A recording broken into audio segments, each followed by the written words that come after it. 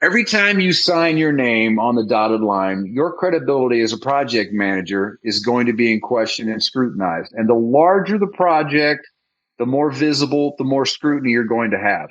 You should welcome that and you should rise to that challenge. Welcome to Manage This, the podcast by project managers for project managers. I am Wendy Grounds, and with me in the studio is Bill Yates and our sound guy, Danny Brewer. We're so happy you're joining us today because today we're going to dive into the world of project estimation.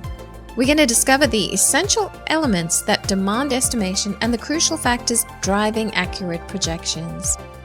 With our guests, we're going to navigate the landscape of estimation tools and strategies as we discover a seamless approach for crafting dependable estimates. Now, the experts we're going to talk to on project estimating are Ren Love and Bob Mahler. You all know Ren. She is part of our Velociteach team. She also does our projects from the past snippets that we sometimes include in our podcasts. She is the manager of curriculum development at Velociteach. She's also worked in zoos, science centers, and Disney's Animal Kingdom before she joined one of the big four accounting firms. And she has 10 years of unique management experiences. We're so glad to have Ren on the team. Now, let me tell you just a bit about Bob Mahler. Yeah, it's been a while since we've talked to Bob. Yeah, Bob started his career with Velociteach, similar to what I did, as an instructor.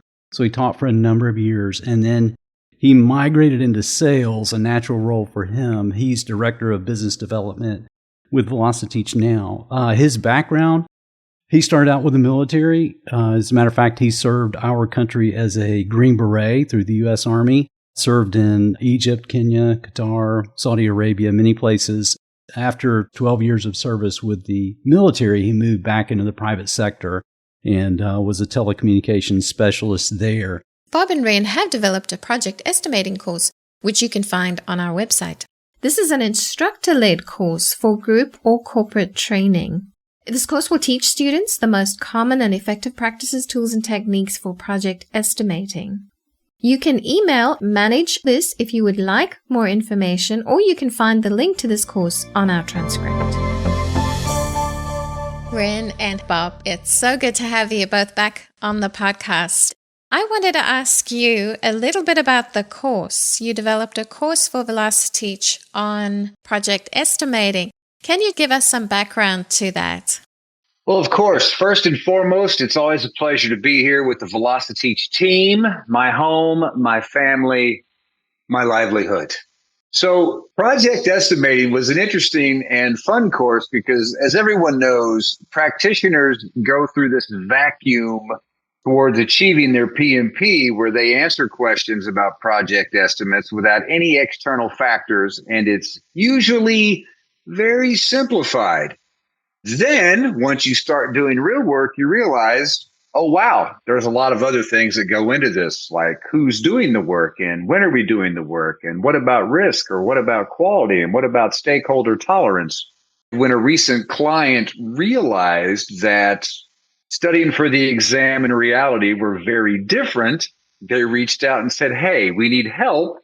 And since you've made every possible project mistake in your experience that can be made and then corrected it, you're the right guy. So that led us through course development for this particular client. And it was fun for me to watch Bob, you and Ren collaborate on this. You were getting requirements from the customer, a large hospital system, to develop this course, helping them identify their pain points. And then you and Ren were looking at it going, okay, what should be covered in this estimating class, based on just the knowledge that we have, the experience that we've had from different industries, and then also specifically for this hospital system.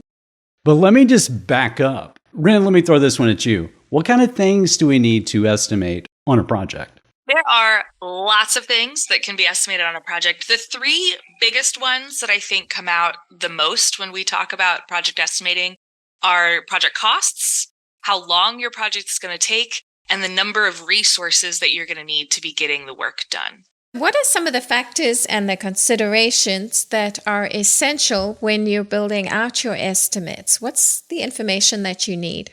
So as Ren previously stated, there are a lot of things that go into any particular estimate. And I'm fond of saying, and I may have just made this up, that estimates are the anchor between scope, cost, and schedule. Because if you get the scope right, hopefully, then the estimates, sound estimates, are going to lead you into a solid schedule. And since time is money, it will lead you into a solid budget. Some of those factors are: how experienced are you at this particular work? How solid are your estimates for this particular material? Who's doing the work? What's your efficiency? When are you available? What about inflation? What about interest? What about the vendor? The list goes on and on. And whenever you think you've done enough due diligence, you probably only halfway there. If you're not scared, then you haven't done enough work on it. That's a good litmus test. I like that. Yeah. When you start to feel overconfident, that's when you've probably forgotten to ask a key stakeholder a key question or turn over one more rock. That's a good point. And I didn't even mention risk. As we know, I'm a risk manager too, and I didn't even mention risk. Another key consideration is based on the kind of work. Is it dangerous? Do you need to estimate more time and cost? And that list is a whole nother rabbit hole to go into. But I think I'll stop right there. All right. So key question here. How do you ensure your estimates are as accurate as possible? I can chime in a little bit on this one, Bob, which is historical information can be really, really valuable here.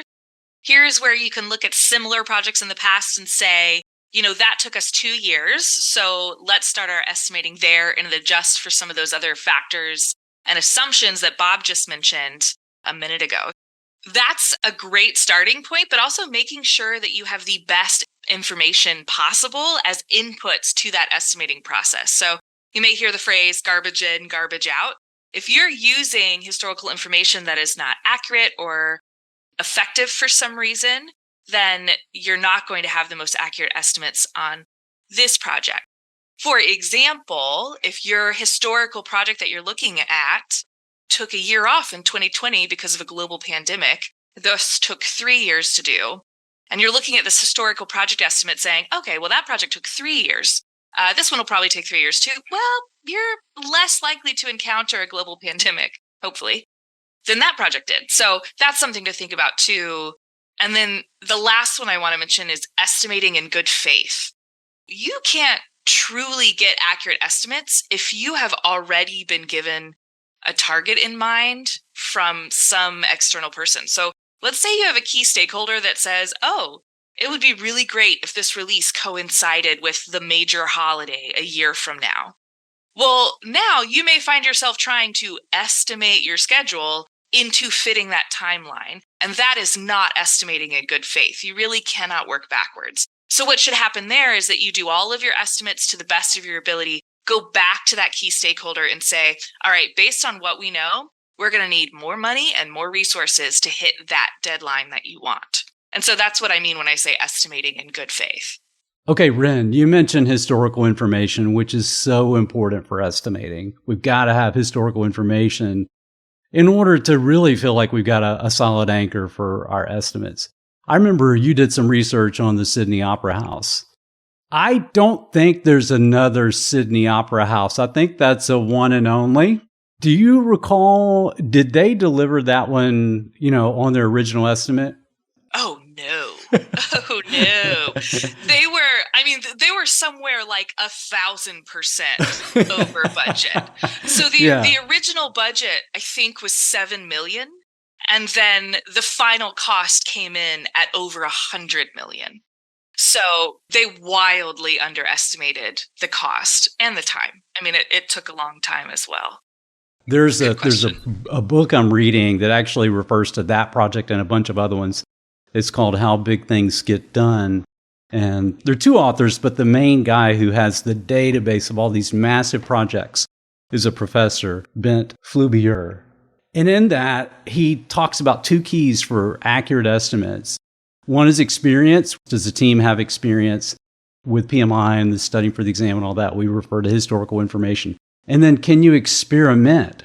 So can we do experiments to see if this approach we're going to take is actually going to work the way it did on past projects or the way we think it's supposed to work.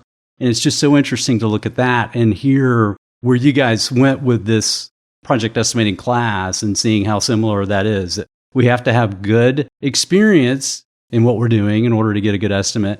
And we need to be able to experiment to see, okay, this approach we're taking, is it really going to take 2 weeks per cycle, or is it going to be more like 2 months per cycle to get this built out?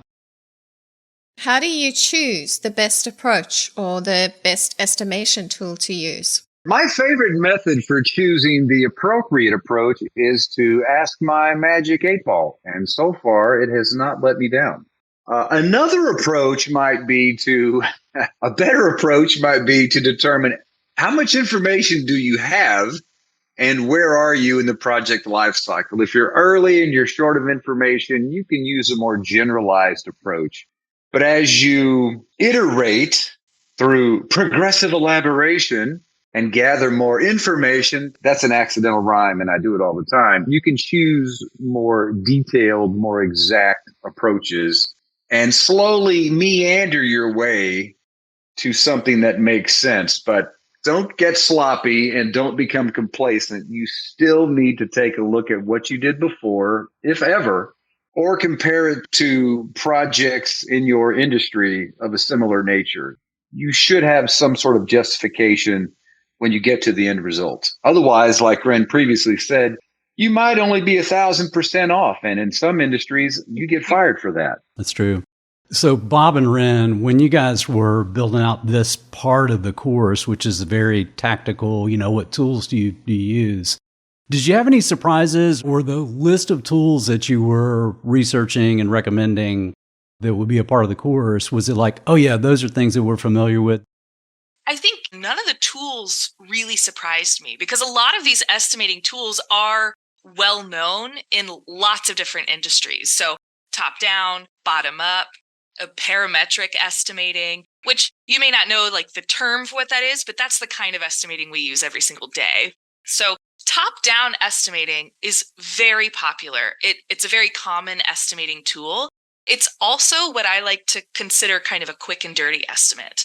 Bottom-up estimating takes a lot more time investment, and it provides a little bit more accurate estimating information. So I started with the easier, more commonly used estimates, but I knew we would run against the biggest blockade of all in any company, and that was the culture. And as soon as I started dropping those bombs on my contact, he immediately said, yep, you're right. We're actually pretty good at estimates. The problem we have is the culture. I think there's a line, someone important and famous said it. It may have been me.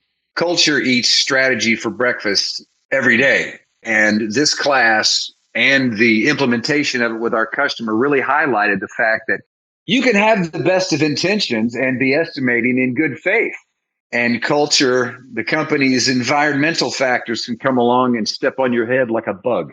So talk more about that. You could think of very popular approaches like a bottom-up estimate. Are you saying, okay, there are places where the company culture says, yeah, we're just not going to do that. I don't have time for that. Is that what we're talking about? I think where the culture comes in is understanding the value of investing time in creating proper estimates. And so one of the things that you also want to avoid is you may have a culture where they want fast numbers really quickly. You may be sitting in a meeting with a key stakeholder and they say something like, okay, off of the top of your head, just give me a number. And I would encourage project managers to push back on that and say, I haven't done enough research to give you any number. I can tell you it'll be less than infinity and more than zero, and that's all I'm going to tell you. That's where that culture can come in and kind of take a chunk out of what should be a thorough, it doesn't have to be months and months long, but definitely a thorough estimation process. So Bob, who should participate in the estimating process? At a minimum, I would say key stakeholders initially. And Ren actually brought an interesting point up a moment ago without realizing it. While in class, their speed to implementation was the biggest factor in the poor estimates that they were getting. And several key stakeholders would do exactly what Ren alluded to. hey, what's your best guess? And they would just say things like 5 million trillion plus or minus 5 trillion. Okay, we can run with that. And it came up so often, I was a little bit scared. So I think key stakeholders, the sponsor perhaps should be there. The primary end user, if possible, should be there. And the project manager / program manager who's actually going to be accountable and responsible should be doing this. And if you can't give a solid answer in that moment, and I never recommend it unless you've done due diligence, you should ballpark it somewhere between, like Ren said, $0 and $5 trillion, and then really get to work and come up with a solid, justifiable answer. Your key stakeholders really need to understand that you need some time to get this right. Otherwise, like Ren also said, she's pretty smart. Garbage in, garbage out. Mm-hmm. And you've got to have the people, not just the project manager, but those that are backing up that person that are going to be actually doing the work. I want the people that are doing the work in there so that when we commit to an estimate, there's buy-in. They've been able to have their voice heard. They've raised the right questions. They've helped do the due diligence that'll support those estimates. Yeah, one of the biggest pieces of feedback I've had in previous projects I've worked on and previous workplaces where the people doing the work are really frustrated with the people not doing the work, telling them how long the work should take. And I think that is something to remember too, is that if you're estimating how long it should take a resource to do something, of course, use that historical information, but also talk to your resource and see what they have to say. And they may give you some clues on things that you weren't aware of. You're using an outdated version of software, or they've been told by their functional manager that they're only on your project 50% of the time, and you thought they were on your project for 100% of the time. So those people should be a part of that estimating process as well.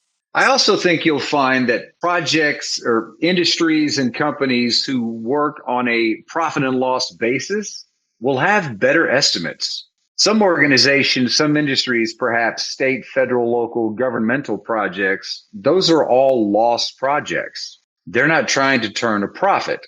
So the estimates, in my experience, are oftentimes a little more wonky, as a technical phrase, than the ones that are actually trying to turn a profit.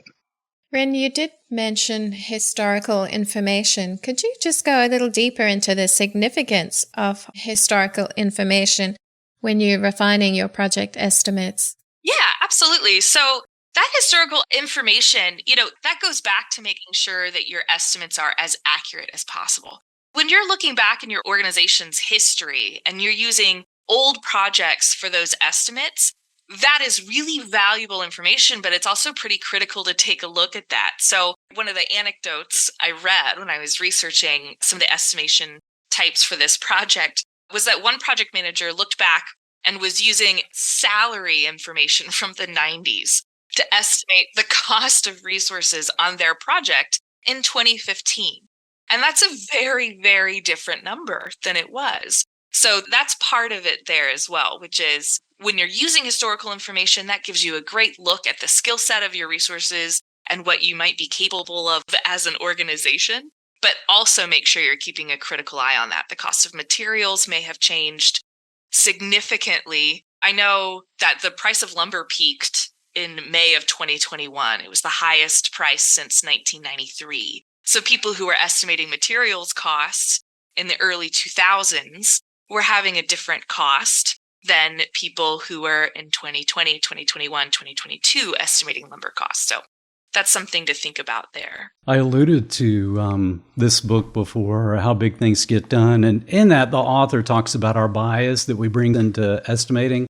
And we tend to look at our project as something that's never been done.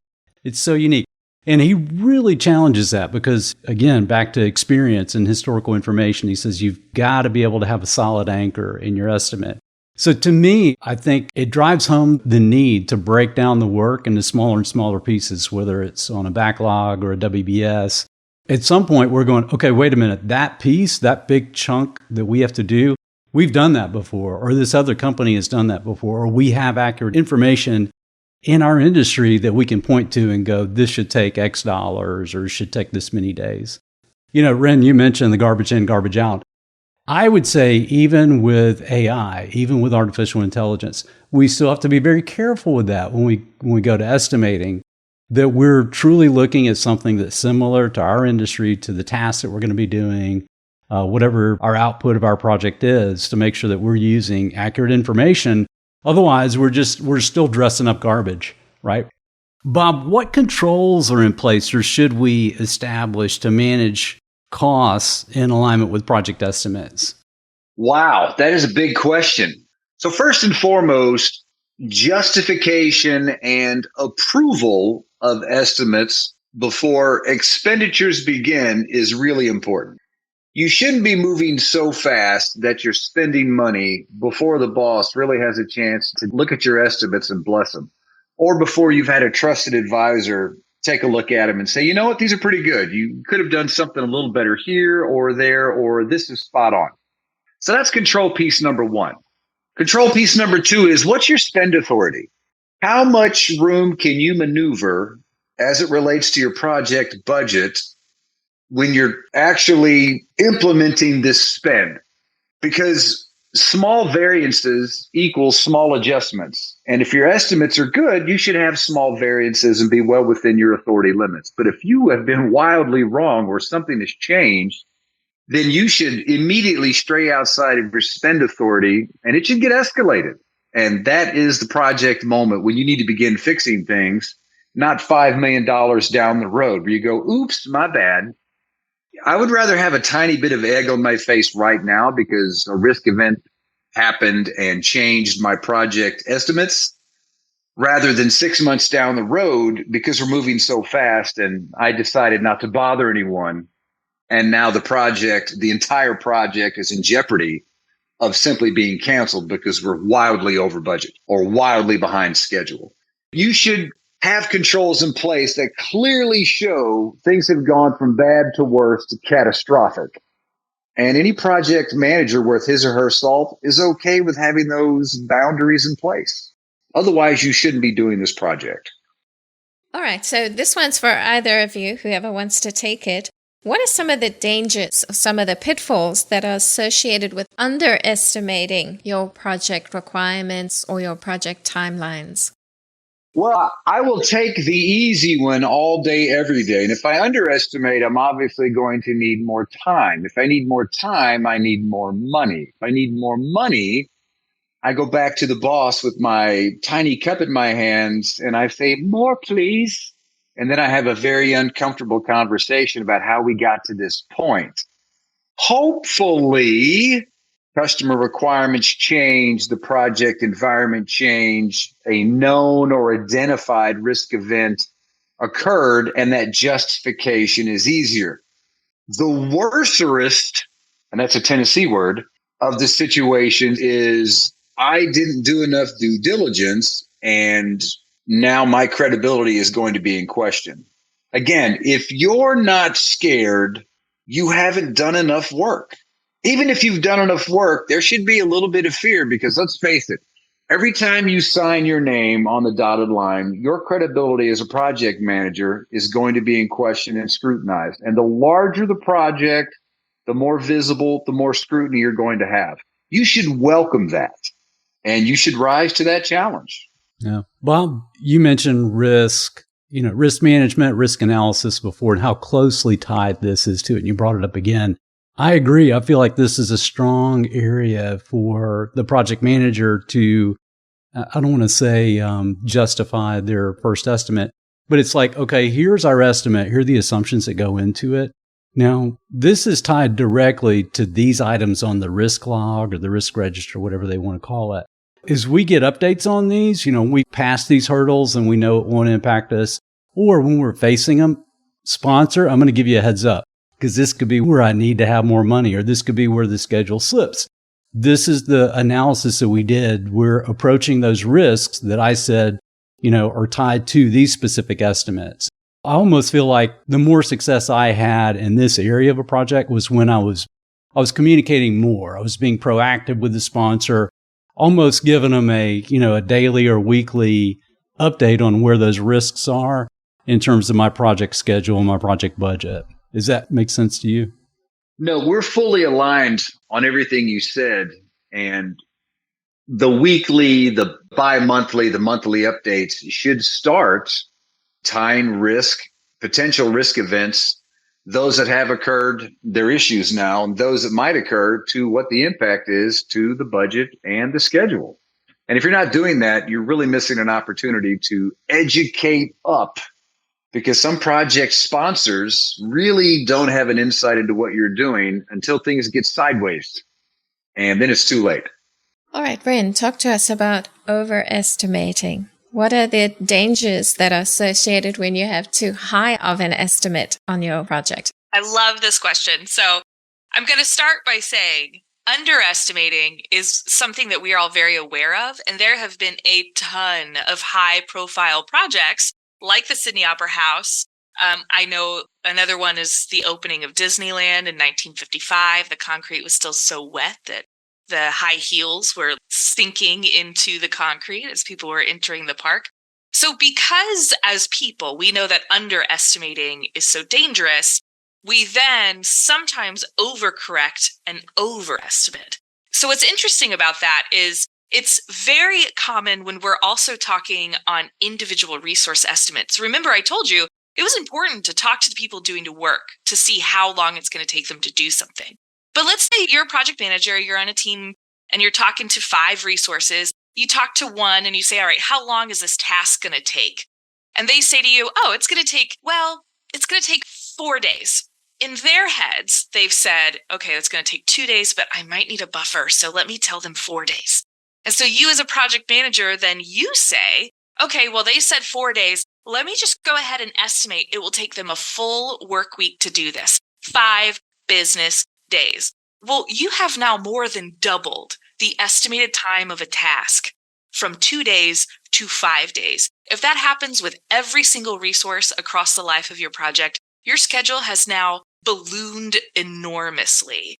And this can actually cause your project to have the plug pulled. A sponsor may say, that's ridiculous. It should not take 15 years to do this. Or that's ridiculous. It should not take $15 million to do this. So the biggest danger of overestimating is losing your project entirely. And then the secondary danger there is even if the sponsor signs off on it, there's, Parkinson's Law, where it started as a joke, but it's a little bit true, which is work expands to fill the time allotted for that work. So, you said you had 2 days, or, you told your project manager 4 days. So I can take 4 days. It's fine. And then you're losing efficiency, you're losing momentum. Those are some of the dangers there of overestimating. This feels like a culture issue too. What can you do to combat overestimating? How do you avoid it? One of those things is allowing a space for your resources to tell you exactly what they need, and also creating a culture of honesty and acceptance of that feedback. So part of the reason why resources want to give you an overestimation is because they don't want to be yelled at when it takes them a little longer than they said it would. I told you it would take 4 days. It really took 3. Yay me. But what I really wanted to hear was that it should have taken 2 days. Why didn't it? Did you not have the tools you needed? Did you not have the resources you needed to get this done? Was somebody interrupting you who shouldn't have been interrupting you? So part of that culturally is making sure that your team feels safe and provided for, and also not afraid of you as a project manager. You're not supposed to be a figure who sparks fear in the hearts of others. Really, you're a servant leader. So you're the person that they should go to when they say, this took 3 days. It should have taken 2. I need some help. What is a good way to begin if you want to implement your sensible estimating process, particularly in a fast-paced environment? How does one start? Bob, do you want to take that one? This actually came up in the class, and this is an education moment for the C-suite. I absolutely believe, as Ren pointed out earlier, in historical information. And the easiest way to see if you have an estimating problem is to take a look at your previous projects. What was the baseline and where did they end? And if there's a negative variance there or a significant positive variance, the next question is, what happened? Once you dig into that, particularly if it was over budget and behind schedule, you're going to find that the estimations were just ridiculous. And then it's very easy to quantify. I love that word because people notice the dollars and the cents. No one wants to go from good to great unless it's for personal development. In the business sense, they want to save $15 million. And if you can show them that bad estimates cause that, they will absolutely pay attention. As soon as you quantify it, that's how you begin to change the culture. And you have to start small. Let's do it on this project. Let me show you how it's going to work. And then we're going to slowly expand into this other area. You can't turn over a sleeping elephant in the course of a day. Maybe you can in reality, but a culture that's so entrenched at rapid, high-speed movement that has caused these estimating problems is going to take some time to fix. I've also got something there to add too. I think that is excellent. My only one addition to, well, Bob, you're a genius, but my one sub-genius addition to it is more practical, which is the easiest way to start implementing estimating processes as quickly as possible is to first know where your tools are. As a personal anecdote, I don't super love yard work. And the easiest way for me to talk myself out of it is to be like, well, I don't actually know where I put the rake and the loppers. So first I have to go find those. So I'll just do that later and it won't ever happen. And then all of a sudden my yard is like the worst on the block, right? So the very first thing is, I am sure there are people listening to this episode right now thinking, historical information, where do I find that? Who do I talk to? How do I find information on those previous projects? Do we have a lessons learned repository? So the easiest way to start an estimating program, I guess, so to speak, in a way where you can grab that information really quickly is to know where to find it.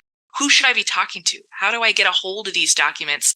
And then that pairs very well within what Bob is saying, because then it's like, okay, you have all that information now. Now let's go for it. Let's hit the ground running. And if I can ask a clarifying question of Ren, that was fantastic. What exactly is a lopper? I know what a lopper is. I'm not quite sure I've ever heard that. That is a very professional landscaping tool that you use to lop the heads off of bushes that are too bushy. Is that not what they're called? It's a Can lopper. I not go to Home Depot and see a lopper? Yeah, you go into Home Depot and say, we're the loppers. They may be called long-handled clippers. It's a lopper. For the record, I'm in Tennessee, and I knew right away they were not called loppers. Another way to educate, and really change the estimating culture is to make sure everyone is speaking the same language. Everyone is calling estimates by the same name. Yeah, that is true. Thank you both for letting us bother you. We know how difficult estimating is to project managers and to project team members. It's one of those areas that just creates a lot of stress because there's a lot at stake. You think about when you publish a schedule or publish milestones or certainly a budget. You've got a lot riding on it. As Bob's pointed out, that's who you are as a project manager. It represents, your work product. So you want to be as good as you can be. And we know that's an area that continues to be an area for growth.